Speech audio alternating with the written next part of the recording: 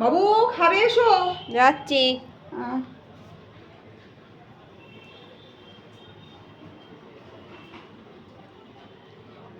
কি খাবো? এসো না, আমি দিচ্ছি তো। নমস্কার বন্ধুরা, আজকে মেয়ের জন্মদিন। সকালবেলা জলখাবারটা দিলাম। এসো খাবে এসো, সকালবেলার জলখাবারটা খেয়ে নাও। চলে এসো, তাড়াতাড়ি এসো, আমি এখানে বসছি। এ বাবা, এ তো কেনা দেখে মনে হচ্ছে। না না, আমি ঘরে করলাম তো। তুমি ঘরে করেছো? হ্যাঁ। কখন ঘরে করলে? আর তরকারিটাও তো বাজারের কেনা, দেখেই বুঝতে পারা যাচ্ছে। না কেনা নয়। আচ্ছা বন্ধুরা বলুন তো, রোজ দিন সকালবেলা রান্না করব, দুপুরবেলা রান্না করব, আবার রাত্রিরে করব, কত করব? একদিন জন্য কেনাই হয়, কি হবে?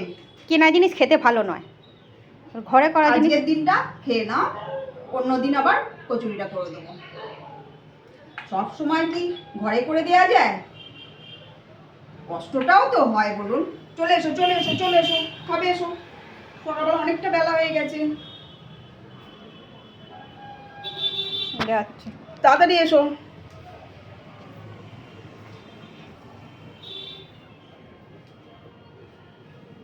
দেখো না, খেতে ভালোই লাগবে। লোক যেন কি করে খাচ্ছে বলো। ঘরে তৈরি জিনিসের একটা আলাদা টেস্ট আছে, কেনা জিনিসের নেই। একটা দিন খেয়ে নাও কষ্ট করে।